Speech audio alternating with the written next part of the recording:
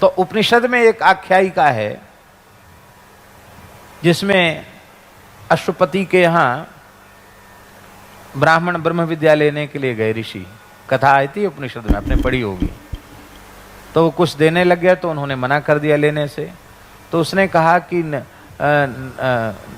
नमेस्तेनो जनपदे नकदर्यो न मद्यपः, कि आप ब्राह्मण हमारे दान को स्वीकार क्यों नहीं कर रहे हैं। राजा कह रहा है इस देश का, वो कहता है कि मेरे राज्य में कोई चोर नहीं है, एक भी चोर मेरे राज्य में नहीं है। नीच कर्म करने वाला, क्रूरतापूर्ण कर्म करने वाला कोई व्यक्ति हमारे राज्य में नहीं। कदर्य कोई नीच नहीं है। कोई भी व्यक्ति मांस खाने वाला नहीं है। मद्यपः, शराब पीने वाला कोई व्यक्ति मेरे राज्य में नहीं है। फिर आप ब्राह्मण हमारे स्वागत को आप लोग क्यों ग्रहण नहीं कर रहे हैं। मैं ऐसा राजा हूं। और उसमें वो राजा कहता है न स्वैरः स्वैरिणी कुतः, हमें केवल इतने अंश को कहना, न स्वैरः स्वैरिणी कुतः। वो राजा कहता है कि जब हमारे यहां कोई स्वेच्छाचारी पुरुष ही नहीं है तो स्वेच्छाचारिणी स्त्रियां तो फिर आई कहां से। इसका मतलब है स्वेच्छाचारी अजितेंद्रिय लोलुप भोगी पामर प्रकृति के संस्कार शून्य मनुष्य ही इन माताओं के पवित्र देह को अपवित्र करते हैं। पुरुषों में सदाचार हो जाए तो ये तो परम पवित्र हैं। इनको दूषित करने वाला है कौन।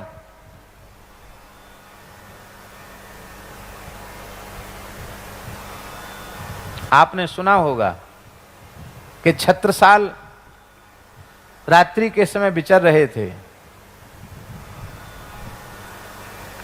एक क्षत्रिय परिवार की ही स्त्री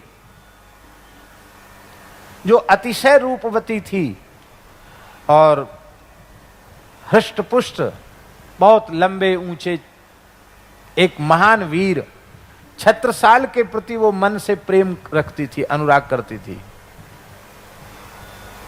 रात्रि का अवसर उसने देखा कि छत्रसाल अकेले घोड़े पर जा रहे हैं, तो वह पहुंच गई, अपने घर से निकल के उनके सामने पहुंच गई, रोने लगी। तो उन्होंने कहा क्यों रो रही हो। कहा मैं फरियाद लेके आई हूं, कुछ अपने मन की बात कहने आई हूं, अभी तक अवसर नहीं मिला, रात्रि का समय है, मेरे मन की बात सुनो। कहा कहो। तो उसने कहा कि मैं आपसे बहुत प्रेम करती हूं। बहुत अच्छी बात है, कहो प्रेम करती तो क्या करूं। तो उसने लजाते हुए कहा कि मैं आपके जैसा पुत्र चाहती हूं। क्या कहा। मैं आपके जैसा पुत्र चाहती हूं। मतलब क्या हुआ, आप मुझसे बेटा पैदा करो, संतान पैदा करो। ये तो अर्थ हुआ कि नहीं हुआ। आपके जैसा बेटा, आप जैसे पति होंगे तो वैसा बेटा होगा। इतना सुनते ही छत्रसाल घोड़े से उतरे और अपनी पाग उतारी और उस सुंदरी स्त्री के चरणों में अपने मस्तक को रख दिया।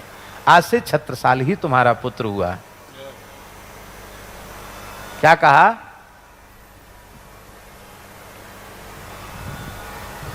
आज से छत्रसाल ही तुम्हारा पुत्र हुआ। और उस स्त्री को जीवन भर माता कहकर प्रणाम किया। उसके मन में जो काम की कलुषता भरी हुई थी आंखों से बह गई और उसने सारा पाप उसके आंखों से बह गया।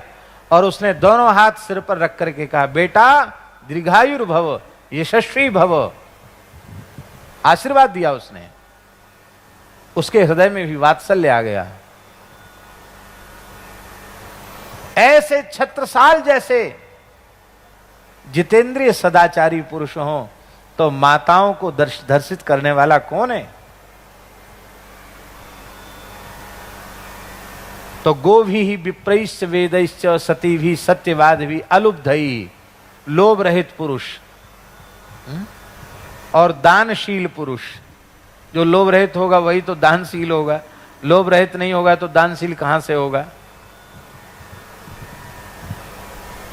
इन 7 प्रकार के महानुभावों के बल पर ये पृथ्वी टिकी हुई है।